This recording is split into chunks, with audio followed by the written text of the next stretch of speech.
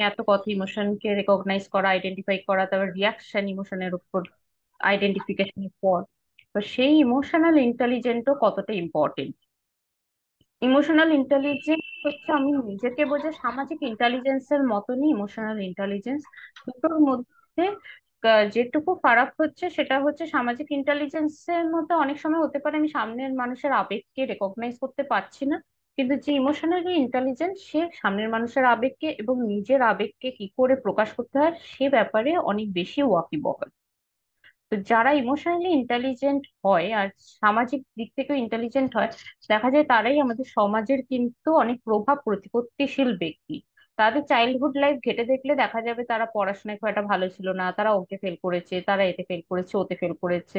যদি আমি ধীরুভাই আম্বানি, এখন আম্বানি ফ্যামিলি লিড করছে সব থেকে ভালোভাবে, তো তার যদি, যে এই আম্বানি রিলায়েন্স কে এনেছে, সে ধীরুভাই আম্বানি, সে নিজে পড়াশোনা কখনোই করেনি সেভাবে, সে পালিয়ে গেছে, সে পড়াশোনা করা পছন্দ করতো না, কিন্তু সে এত বড় একটা কোম্পানি দাঁড় করিয়েছে।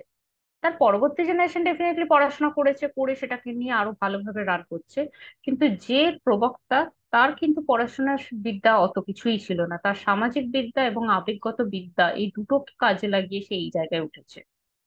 এই দুটোকে কাজে লাগিয়ে বলা যেতে পারে আমাদের কবিগুরু রবীন্দ্রনাথ ঠাকুরও কিন্তু এত খ্যাতি, এত প্রতিপত্তি পেয়েছে। তারও কিন্তু স্কুলের বন্দি জীবন ভালো লাগতো না, সে ওই রেগুলার লাইফে ওইভাবে পড়াশোনা করা ভালো লাগতো না। তার মধ্যে এই দুটো ক্যাপাসিটি খুব স্ট্রং ছিল বলে সমাজে সে ওই খ্যাতি প্রতিপত্তিটা বজায় রাখতে পেরেছে, আর নিজের কাজটাকেও খুব ভালোভাবে সমাজের কাছে রিপ্রেজেন্ট করতে পেরেছে। তো সংবেদনশীল বুদ্ধিমত্তা হলো, আবেগীয় বুদ্ধিমত্তাকে সংবেদনশীল বুদ্ধিমত্তাও বলা হয়। যে আবেগকে বোঝা, নিজেকে আয়ত্ত করতে শেখা, একজনের আচরণকে নির্দেশিত করতে এই জ্ঞান ব্যবহার করার উপর দৃষ্টি নিবদ্ধ করা হয়।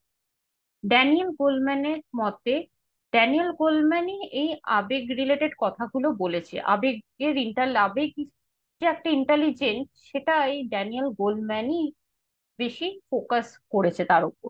অন্যান্যরা কতটা পরিমাণ আমরা পড়তে পারছি, কতটা পরিমাণ দিক নির্দেশ করতে পারছি, কতটা পরিমাণ আমি ড্রয়িং করতে পারছি, এইসবের ওপর ছিল। তারপরেও এসেছে যে আমি সমাজে কতটা আমি মিলেমিশে থাকতে পারছি তার উপর। তারপরে এসেছে ইমোশনাল ইন্টেলিজেন্স, যে সমাজেও মিলেমিশে থাকা, সেখানেও রয়েছে একটা ইমোশনের জায়গা। এই ইমোশন যদি ঠিক না হয়, তাহলে হয়তো মেনটেনেন্সটা খুব বেশি ভালো হবে না, সেখানে একটা কোয়েশ্চেন মার্ক চলে আসবে।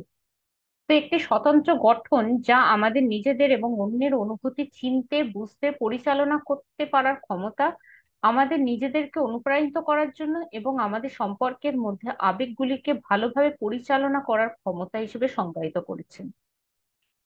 যত মোটিভেশনাল স্পিকার রয়েছে, সে স্বামী বিবেকানন্দ হোক বা অন্যান্য অনেক অনেক প্রচুর নাম রয়েছে, এখনকার দিনে প্রচুর আমরা মোটিভেশনাল স্পিকারদের দেখতে পাই সোশ্যাল মিডিয়াতে।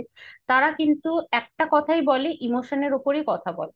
আর তারা ইমোশনাল ইন্টেলিজেন্সটাকে কিভাবে আমি অ্যাপ্লাই করব আমার ডেইলি লাইফে তার উপরই তারা জ্ঞান দেয়। সেটা সেটা হিন্দু সমাজ থেকেই আসুক, খ্রিস্টান সমাজ থেকে আসুক, বৌদ্ধিক আসুক, মুসলিম আসুক, বা আরো অন্যান্য অনেক কমিউনিটি আছে, অনেক রিলিজিয়াস আছে, অনেক কমিউনিটি আছে, তাদের যে কোনো জায়গা থেকে যত প্রবক্তাই এসেছে কিনা, তারা কিন্তু এই ইমোশনাল ইন্টেলিজেন্সের এই কথা কিন্তু বারবার বলে গেছে।